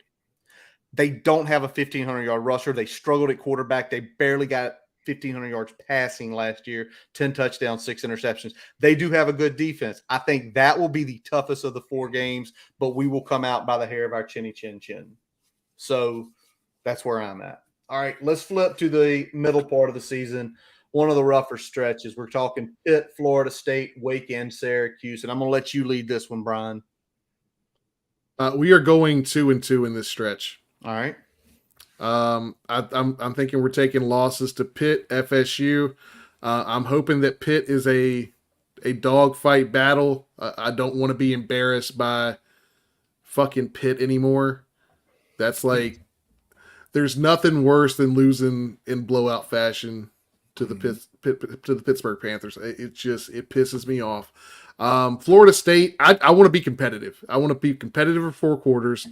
They're probably one of the at least probably 8 best teams in the country. You could argue they're one of the 4 best teams in the country. I want to see us put 4 quarters together against them and give them all they want. I think Wake has lost too much to be competitive this year.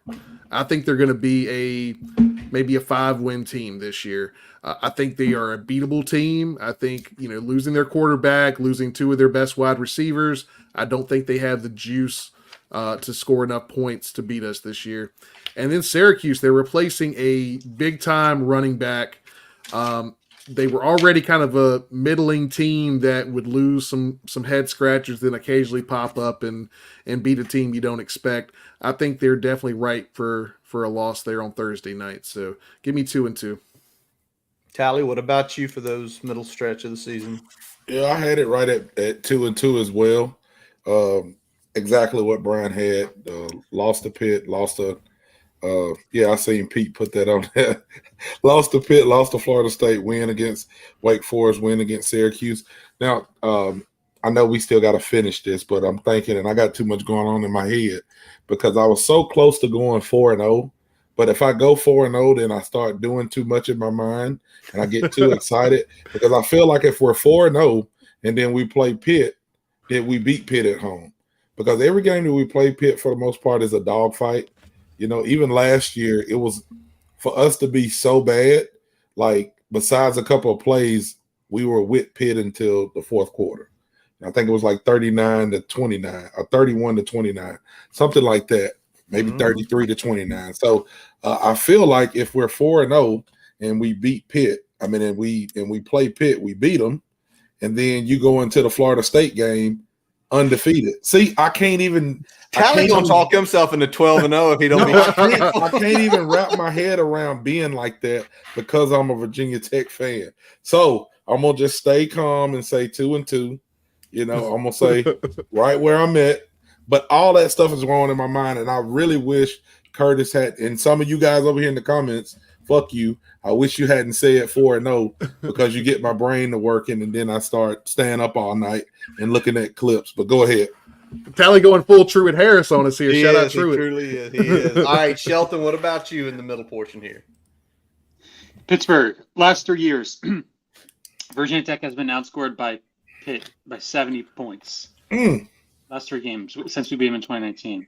I want to beat them bad, but it's just a bad matchup. I never feel good about that game, especially if their QB's clicking. That's an L. Florida State's an L. But young team bounces back, finds a way to win against Wake Forest, and takes care of business against Syracuse, who loses both their top coordinators and their top RB. Get back to even at 4-4. All right, Grayson's got us 4-4 through the first 8 games. What about Grayson Wimbish? I mean, we're kind of all on the same page here. The biggest op on this schedule, the Pittsburgh Panthers. Pat Narduzzi can kick all the rocks. That dude sucks. We're going to lose that game. They're probably going to kick our ass. They're just better than we are. That sucks, but it's also the truth. Florida State, we're going to lose, but that game I feel like is just going to be must-see television. I feel like that's going to be a very the Nielsen ratings are going to be very high. A lot of people are going to tune into that football game. And for bragging rights, I got some Knoll friends out here in Los Angeles who I'd love to talk that shit to. Wake Forest, I think it was Tally who said it. They lost too much to be competitive, and that game's at home. So Homecoming. Homecoming. So I feel good about that. And then Syracuse, come on, gentlemen. Thursday night, get the hell out of town. It's going to be 1999 vibes up in there. Let's beat them 62-0. It'd be crazy. Oh, yes. That would be crazy. Yeah, Thursday night in Blacksburg. That place, Lane's going to be rocking. We're leaving there with a W. All righty. All right, so I'm coming back to earth now. So I'm going to take the hat off and the maroon glasses and the orange glasses off. Oh, shit. I'm coming back to earth. We're going 2-2 in this stretch. But unlike all of y'all, we are going to beat Pitt in Lane Stadium. We're going to beat Pitt. Jerkovich is 1-2 versus the Hokies in his career. The defense for Pat Narduzzi will regress. They will be a top 60 defense, not a top 20 defense. We will lose to Florida State. I think we will be competitive, but I think that game is going to essentially doom us for Wake Forest. It's going to be the first time we lose all year. We're going to come back the next week, not play a good Wake team, but we know Wake is well coached.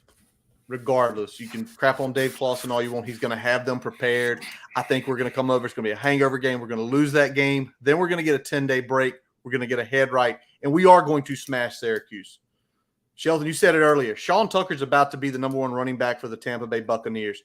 He literally was their offense the last few years. When he went, they went. When he didn't, they lost. He's no longer on that team. So get me 2-2 for the middle stretch of the season heading into November. We got BC, we got Louisville, we got NC State, and we got UVA. Who we leading here? Tally, you get to lead this one because you're actually traveling to one of these games. He is heading to Louisville in November. Yeah, supposed to be going to Louisville. I already got my room booked. I may not make it to the game because I'm probably going to be doing that Bourbon Trail, and that will not fare too well.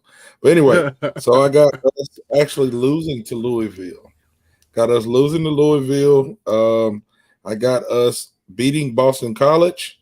I got us losing to North Carolina State, and then, of course, beating Virginia. All righty. Grayson, you go next. What you got here?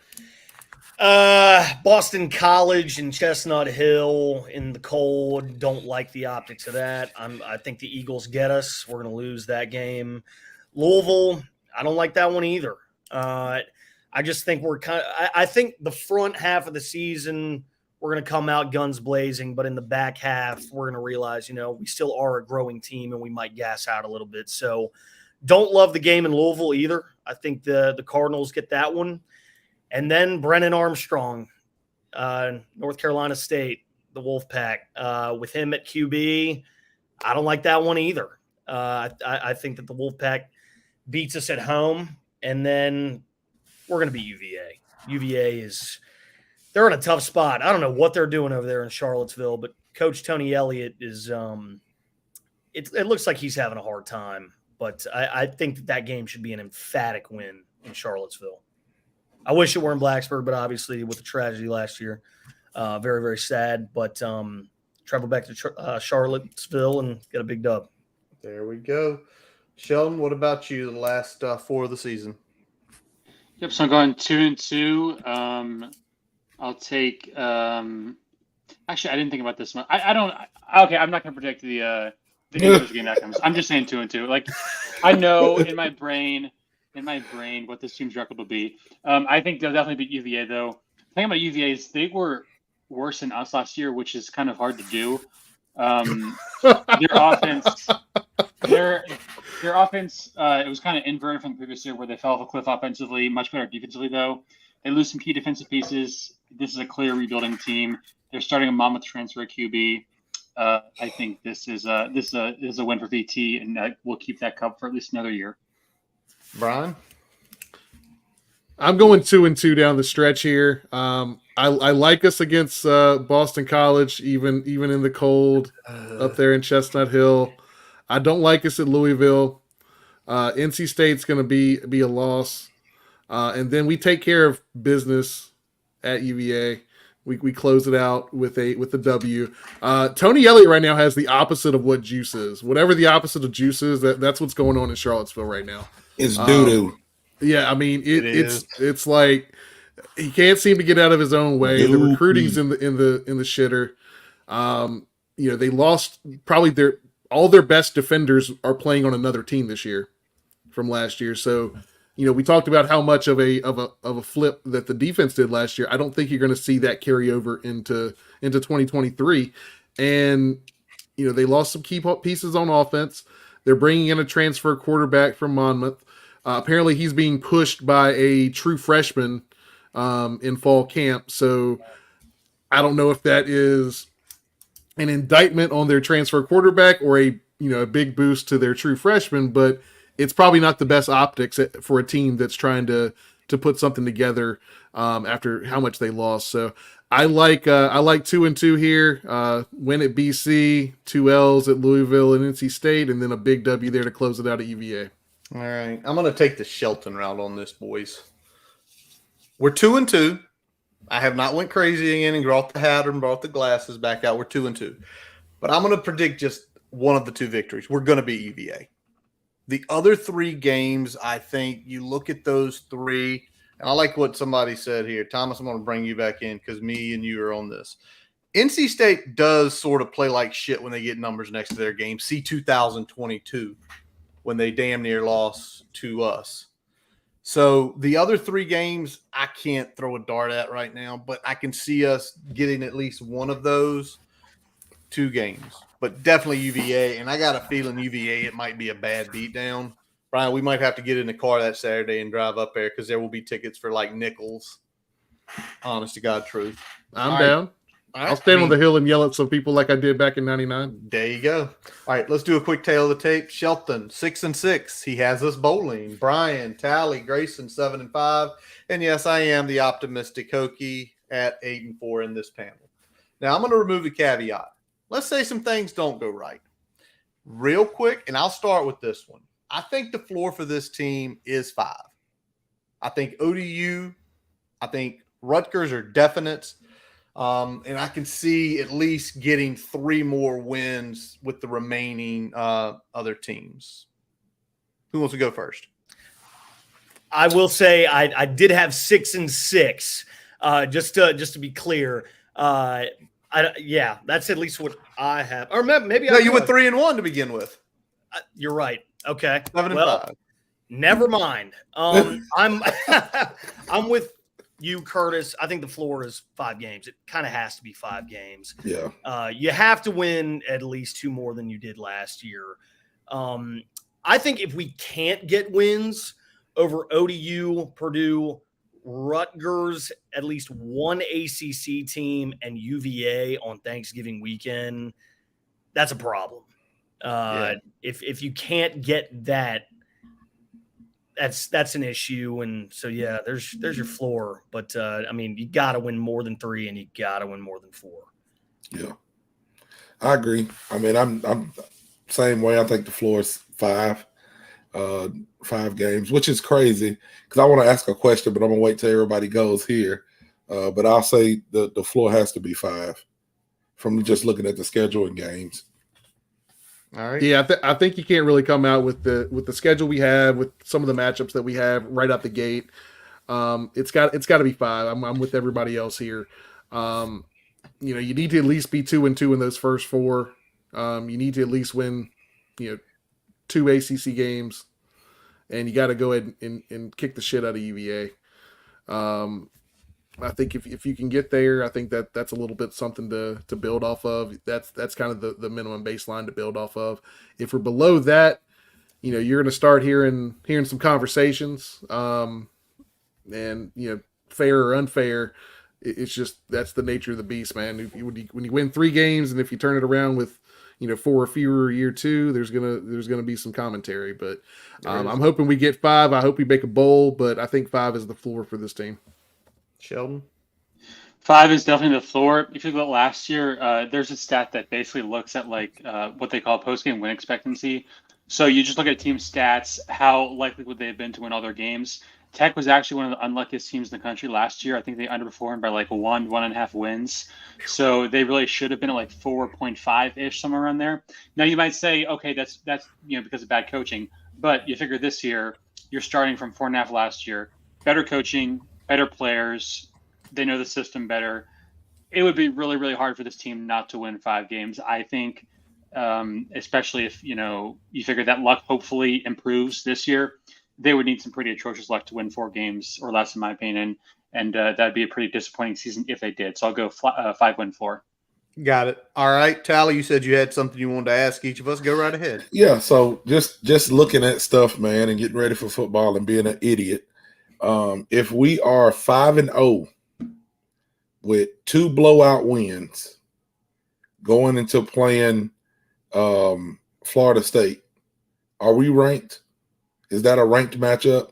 I mean, and they're undefeated as well. Yeah, that's ranked. Yeah, we're ranked. If we're 5-0 and we beat Pitt, we're ranked, because there's going to be obviously there'll be fallout from other parts. So yeah, I think we'll be in the top 25, maybe at the low end.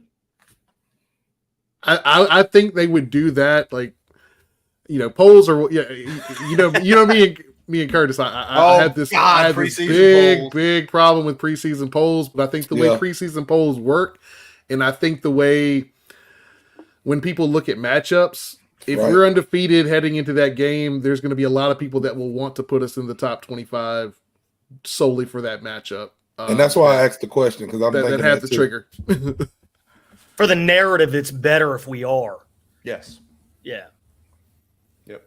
Yeah, I would actually. I do think we would be ranked. I will say though, I take issue. There's a narrative that preseason polls are kind of bogus. I've actually seen some research showing that preseason polls are actually more accurate, at least in college basketball, than the in-season polls.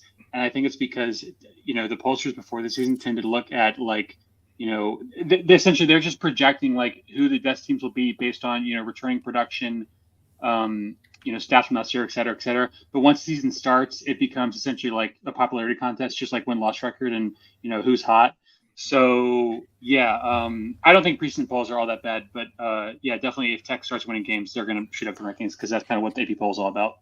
See, I think with football it's worse, because everything based on the preseason poll determines how people vote in subsequent polls. And unlike college basketball, you don't have months and months of polls to deal with relative to the originals. So it probably biases the polls a little bit more than it would in college basketball. But to your point, when those in-season polls are taking place, you're bringing in a lot of recency bias of what we saw, in that last week's game. So that's definitely probably pulling a lot more weight than it probably should sometimes. All right. Well, we've got some other questions we're going to throw up here and let everybody answer them. Pete B, our buddy over at 2 Deep, how many wins does Pry need to win the ACC Coach of the Year? Whoever wants to take that one first. 8. 8 wins, and you better win the bowl too, but definitely 8 wins. That's what. Listen, again, I told y'all have me. My mind is nuts over here because y'all freaking let people put stuff out before the season that don't have shit to do with the season. You let them put that little thing out, and everybody's thinking about how far we're behind, how we're running like a mom and pop. Pry, you're doing a great job. What you did was you got them to put that out, and then you're gonna go out here and you're gonna win 8 or 9 games, and then you're gonna win the coach of the year, dude. I understand what he's doing. That's why that article came out at this time. Chestnut checkers, right? It's chestnut checkers, man. Hey, Tally just said wins. I was not familiar with your game, Coach Pro. We'll see. 8 or tell 9. I think it's got to be 9 because I think with the way FSU's set up this year, I think FSU is set up to win 11 or 12 games. And if he can win it with 8 if FSU has 2 losses. If I think FSU's gonna start the season 2-2 myself, honestly. Ooh, he got them losing LSU. Yeah. Sheldon, let's take on this. Let's Shelton finish here, and then we'll throw one more on the board before we wrap up here. Yeah, I feel like it depends on as long as Clemson doesn't win the ACC. If Clemson doesn't win the ACC, I would lean more towards 9. If they do win it, I definitely think 8 could do it, just because Clemson would be expected to win the conference. Obviously, if we're to say expected to win 10 games, so if you like Virginia Tech a 5-win improvement, that's pretty insane. So yeah, that is pretty insane. That's a great point to make. All right, we got one more question from our buddy Clark. I think we got to pull the website up to do this. So I'm gonna get the easy one out of the way first. First of all, you get to choose one uniform combination for the game this season. What game? What you wearing? Tally, go ahead. It's the orange effect. Fucking wear orange. It's pretty easy. If you're playing Purdue and it's the orange effect, orange helmets, orange jersey, orange pants, as much orange as you can get. Put that shit on and let's go. Orange everything. I want orange everything. Purdue. Everything. Grayson? Thursday night Syracuse game. Give me the maroon helmet with the white face mask, maroon top, white pants, and white cleats. Ooh. Yep. Sheldon? So I'm going to go white top. I'll go maroon pants, white helmet with the black stripe down the middle. And we're also going to wear leather helmets because this is 1920s. I'm going 1920s throwback. Pretty good. That was a good one. The setup was perfect there. The setup was perfect. I love it. Siegler? Oh, man. Let me go Thursday night against Syracuse, and we're bringing back the Nike Pro Combat Blacks. That's a tough one. Do we have a black alternate? Have y'all seen the pants in practice? Like the black? Yeah. It's from the Hokie gray? Stone. It's from the Hokie Stone. Yeah, gotcha. We still got a full set of those out there that we don't wear. Great. All right. I'm going to go with kind of Tally on this, except I'm going to put one caveat. Purdue game, orange pants, orange jersey, white helmet, orange VT logo inside it. That's what I'm going with here. Yeah. But we do need, listen, the Pro Combat uniforms, please bring them back. Literally some of the best jerseys we ever had. It was such a great look. The old alumni hate those jerseys. That's crazy so much. Oh yeah. Is it because they're tying it to the Boise State loss, or is it just because they hate? Because they hate traditional things. They're the same people who got rid of Stick It In. They don't like fun things. So they don't like fun things. Yeah, I said what I said. All righty. Is anything breaking? We went right under 2 hours. Boys. We don't have a quarterback announcement yet, but that's probably coming soon. Yeah, we Coach Fry has a press conference tomorrow. I thought it was Tuesday. It's moved to Wednesday. Shout out David Cunningham because David Cunningham told me that there was going to be Wednesday this week, not Tuesday. Unfortunately, I do think. How about that? Do we get the announcement tomorrow? Quarterback. I feel like you got to. I feel like it's that time. You got a week, 2 weeks to game. I mean, it's time for somebody to get all the reps. I feel like you got to come out and go ahead and tell us, or not tell us, but tell the team. I mean, they need to know more. Tell the team so we know too, because we're important here too. Yeah, it's gonna come down. Inquiring minds. All right, well, boys, that is going to wrap up this episode of the Boundary Corner podcast, brought to you by Main Street Pharmacy in Blacksburg. We appreciate our guest, Grayson Wimbish, joining us from the left coast in California. Thank you, I'm guys. Curtis Wilson. I'm Brian Siegler. Jonathan Talley. I am Shelton Moss. Visit our website, boundarycornervt.com. Listen to all of our episodes. Also, check out the merchandise shop there as well at the Boundary Corner store. While you're there, follow us on Twitter, Facebook, Instagram. Subscribe to our YouTube account, which a bunch of y'all are watching tonight. We appreciate that big time. And your favorite podcast source, including Spotify, Amazon, and Apple Podcasts. We let Jason Long play us in, play us out all the time. Check out his website, jasonlongmusic.com. It takes you to his music on Apple, Spotify, his YouTube, and Facebook pages. Check his album, The Covers EP, out with the Midnight Rider cover, which is pretty freaking awesome. We thank you, as always, for listening, and let's go. Hokies.